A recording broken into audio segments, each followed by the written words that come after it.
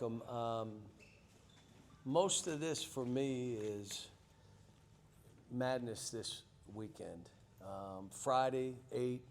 You know, I want students there. I want them to enjoy it. We want to have half-court shots. We're giving away 5,000 T-shirts to whoever comes early, but also to fans that can't get tickets, have maybe never been in the building. Where's that QR code? So look, if you want, go to the QR code and pull up tickets so that you're there. I think they've given away like 12,000 tickets already. But there are some tickets left. They're no charge. It's like, let's make this an event that every year it's on the calendar. Kids are looking forward to it. I asked them, do you want to do this? Do you want to, have this kind of event? And they were like, yeah, let's do it. Let's have some fun. So it's the first look at the team. Well, the women's clinic, the women got the first look at the team. But it's the second look at the team where people can see what we're about. Questions? Just from a health standpoint, where are you guys at right now? Just, yeah. We're okay. We nicked up some little things. Kareem will be out, but the rest of the guys a little nicked up here and there, but they'll be fine. So it's a better situation than you were this time. Oh my gosh, we couldn't do anything. How about we took the team on the road? We're going to Hot Springs again. What's the date on the Hot Springs? October 12th. October 12th, we're going to be at Hot Springs, but we can go at each other and do a scrimmage versus what we had to do last year, which was a practice and some 4-on-4. We didn't have enough guys. We're having pro day. All 30 teams will be represented here on Sunday. So we're going to have pro day, and kind of excited because every team's going to be here with a couple personnel to watch these guys, and that'll be good too.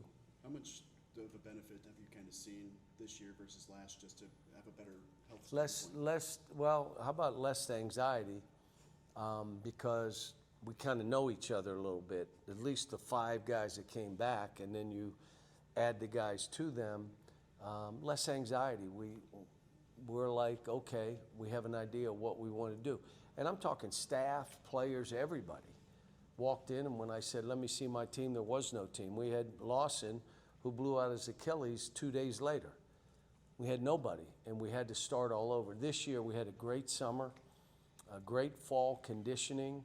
The guys have really competed at a high level. I feel good about the team. You got a prediction for the slam dunk contest? Wow. I mean, Nick Pringle, first of all, he's better than I thought. I hadn't seen him do some of the stuff he was doing. But Malik Ewan, you've got Carter, you've got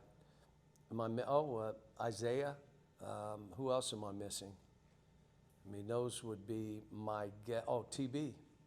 Forgot about him. So, no, it'll be, and the three-point shooting contest will be kind of interesting, too. And what you've done so far in preseason, what do you like from the combination of Acuff and Wagner together? I haven't done them much together because we're in that competitive mode stage.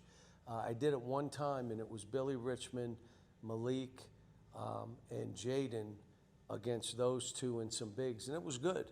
But I'm not, we've only practiced a few times, and when we were doing 1-hour practices, I was really specific in what we were trying to get done. So, but I will.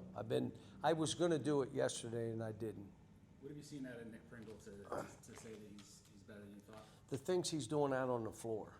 So he is, we can play through him. I'm making him shoot balls, which makes him get in the gym and shoot more. If you're going to have to take shots, you're going to want to get in there and practice, and he's been doing it. Great leadership, talks, moves his feet. I mean, he's just better than I thought. You can throw the ball above the square, and he'll go get it. So, some good stuff.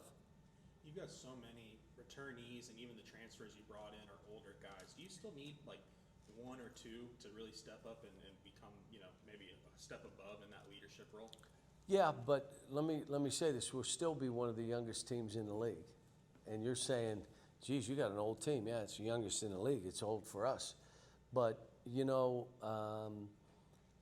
DJ's been really good. Talking, you got to talk to be that guy. TB's gotten way better. But you also got to perform. You can't lead the club in the tub. You got to be on that court practicing, and it's not just what you say, it's what they're seeing. So that stuff, I told you before, I don't pick captains. We'll go into the first game, and the officials are going to say, who's your captains? And they don't say it to me, they say it to the players. And whoever steps up there, what? They're the captains. And that means they're doing it themselves versus me doing it. Coach, you've got a bunch of like showcase events the next couple of weeks, this weekend and Hot Springs and so on and so forth till that Cincy exhibition. What are you hoping to see from your team develop-wise with the group chemistry until you reach that Cincy game? Well, we got to get, I'm going to do more offense today. I've been really locked in on defense, but we got to get more play where there's a flow to the game, that we're playing really fast, but we're not in a hurry, that things stall, which they do. All right, what do you do next? And part of that is just me getting to know the team. But they're coachable. They're a bunch of good guys. They're competing with each other. I don't know if I really raised my voice, but once or twice this whole, if they're doing what they're supposed to, I become a cheerleader. And then you've been walking around, going to fraternities, interacting with students. How important is that to try to get, again, the support of the fan base to come out and show up for these guys so that it's a packed Bud Walton Arena game? Well, it's a combination of I want to get out and try to drum this excitement up, but it's also gives me a chance to get with students who I basically work for them. This is their team, and I'm the coach of their team. And I get a chance to go in, answer questions, talk to them about creating joy in their own life. I get a chance to do some things to interact with those guys. We're going to do sororities Friday, so I'm going to probably hit 5 or 6 sororities on Friday. And I enjoy it. If I were teaching a class, I'd have no problem with that. I just couldn't do it twice a week or anything, but to have something to do that and get involved with the students, I've always enjoyed that. You're in your third year with DJ. I guess just in your time with him, where have you seen him grow the most, and what are you most excited about with him for year 3? You know what he is? He's in the best shape he's ever been in, stronger than he's ever been, more confident than he's ever been. And when you're playing the sport, you got to build your own confidence. It can't come from somebody else. It's got to be you, which means if things don't go right, you still believe in yourself. If the coach gets on you, you look at him, okay, that's fine, but it doesn't change you. And that's where he is right now. He can play on the ball, he can play off the ball, plays really hard, talks, gotten better defensively. Some of it just plain strength. He's gotten stronger. Kind of on those same lines with Carter Knox, what kind of a jump have you seen from him just kind of the first couple of weeks of practices, and what do you expect for the season? He's gotten better defining his game. Can't just come out shooting threes. Go to the rim. You're a car crash. That makes you different, because I can shoot a 3, but my game is attacking that basket, making easy plays, making hard cuts. But he's gotten better, shooting the ball better, but all that stuff, and it hadn't changed. Anywhere I go, when I mention one player's name, they all go crazy. Who is that player? Billy Richmond. The minute I say Billy Richmond, the room erupts. Why would they be like that about him? He's energetic. Plays hard. He dives on the floor. He's deflecting balls. He has a spirit about him that picks up the whole room. And I'm trying to tell him that makes you a unicorn, or everybody would do that if it were easy. Now you better be in the best shape of your life so you can play that way. How about this? You better take care of yourself off the court. Eliminate all the crap. Don't get rest. Eat right, because that's who you are. Shooting the ball much better too, because he's in the gym more. Kind of looking way ahead. Obviously, you guys are playing James Madison. You used to work with Preston Spradlin. I guess just what's your relationship like with him? And James Madison's not a school a lot of people want to schedule, so why go with that game? Well, first of all, he was with me and for a couple years and was terrific at what he did. And yes, I've stayed in touch with him. He's hired Joe Lombardi's son, who was with us and is a great, going to be a terrific coach too. But yeah, we've been together. We need this game, and I'm like, so what I did, we did a deal. If we beat you, you get 90. If you beat us, you get 40. So that's the buy game. No, it's not true. I didn't do that. But yeah, that'll be a hard game. Our schedule's hard. I like my team. Let's go. Let's see what we can do. Playing good teams. The women's team will obviously play a part on Friday night. How important is it to kind of share that spotlight with Coach Music in her first year here? No, she knows I'm here to help and do whatever I can to help. And but you know, having the women be a part of it and having the fraternities and sororities, maybe playing 3-on-3, doing half-court shot for $20,000. A couple kids get a chance for it. 2 scholarships are going to be given away. My wife and I have done that in the past, and we wanted to do that for the students here. So this is a student night, but I want it to be with every fan who wants to see this team but can't get a ticket. Well, come now. Come now and enjoy it, and then make it an every year thing. I'm coming. I'm getting my tickets early. I'm coming in and go from there. Obviously, UMass, Memphis, Kentucky, now here. Just going into your second year here, is there anything you can look back at your previous stops going into your second year at those places that you can maybe look back on, learn from, take from, going into your second year here? Everything you're doing is trying to build an environment, a culture, which is, if you demand a lot, you'll get a lot. If you accept mediocrity, you're getting it every single time. So there is what you expect, what you demand, and what you'll accept. And that floor can't be too low, and that's the biggest thing you're doing over 2 years. I tell them all the time, your will is not stronger than my will. So let's go. Let's get together. I'm telling you what you have to do if you want to play. I tell them all, it's not what you want to show. It's what they want to see. You're being evaluated. It's not what you want to show. You want to, no, that ain't what they want to see. They want to see you as a basketball player. Do you understand space? Do you understand pace? Do you make hard cuts? Do you make easy plays? Can you finish easy baskets? All that stuff, that is a culture that we try to build. And now the guys leave us, the terminology's the same.